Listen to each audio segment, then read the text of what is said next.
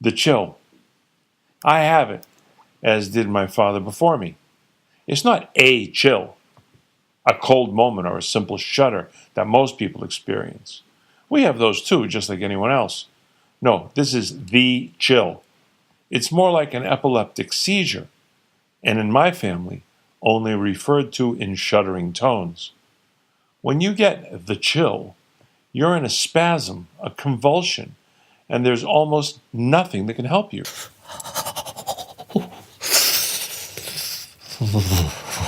When my father, Joe, got it, he didn't want anyone moving anywhere around him or touching anything near him in fear that an errant or rogue wind might get stirred up and make things imaginably worse. Nothing can change or shift during the episode, and yet the victim is entirely powerless to ensure even the slightest environmental stability. When I'd be stricken, and by the way, you can feel it coming on, the way I imagine dung beetles sense poop, or monkeys sense tsunamis. I'd just lay there in bed, twitching and shaking and chattering like I don't know what, an electrocuted something or other. My wife, still disbelieving, on the occasions she's been a witness to it, thinks I have a disorder and should get checked out by a neurologist. Not too far back in history, I'd have been confined until judged by a tribunal to determine if I was inhabited by a demon, and then shackled and pushed out half naked in front of the assembled by men holding poles.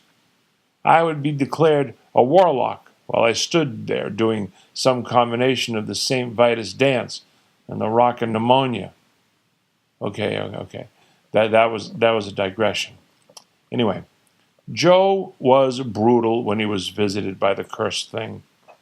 Cocooned under the blankets and sheets, barely visible, he'd bark out orders and warnings. Don't move! Don't touch the covers! Back away from the bed. Don't do anything. The only thing you could do for anyone in the midst of it was a kind of one-man pig pile onto the person, your arms and legs spread to gather all the covers in tight simultaneously. And even when you did it perfectly, Joe would rant and yell for the first few seconds just in case it wasn't going to go the way he wanted it to go. Because if any ambient air got in during the process, the chill deepened and the shuddering intensified. There is something so vulnerable about the hapless victim in its throes that you can't help but have compassion and fly into action, even if you are angry as hell at the guy just before. I checked with some others, and both of my brothers experienced them, and my sister. On the other hand, my mother, Jackie, didn't, and never got the hang of bailing Joe out of one. She'd lift the blankets right off him and snap them in the air over his shriveled and shuddering body, which is the worst of all moves except for tossing a glass of ice water on the person, which had never been tried for fear of the murder-suicide that would surely follow. He'd lay there, helpless as a baby lamb, and Jackie would briskly whip up all the air she could gather right over him. He'd let out a blood-curdling scream of panic and hate. And she'd say, "What? What's the matter with you, Joe?"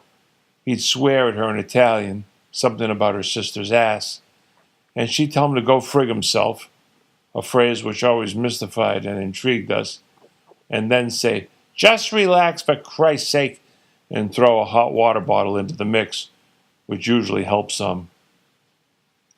When I'd come in and do the pig pile, he'd whisper, "I want her dead.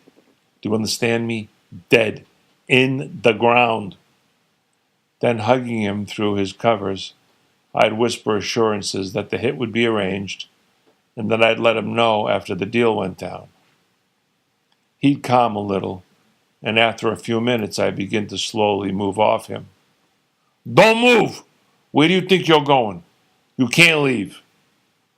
That was always bad news because while he had you there, he'd start talking to you about her and how she's trying to kill him, and about the chill and the mystery of it and whatnot. It's a fact that the chill demolishes all objectivity. You lose all memory and sense of perspective. This is true for all types of pain as well, both physical and emotional. As an example, he'd ask me if I'd ever experienced the chill before. I'd remind him that he'd pigpiled me at least 10 times in my life, and that he invented and practiced on me the very technique I was using on him. "All right, never mind," he'd say. "Just don't move." "Jesus, Pop, I gotta go." "You got no place to go. What are you going to do, leave me here with her? I won't make it." "Well, you're not really shaking anymore."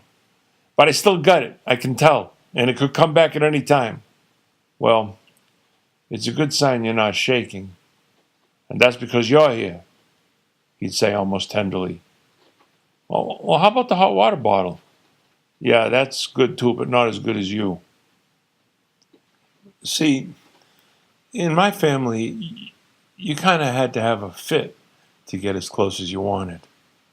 And Joe needed the closeness. We all did.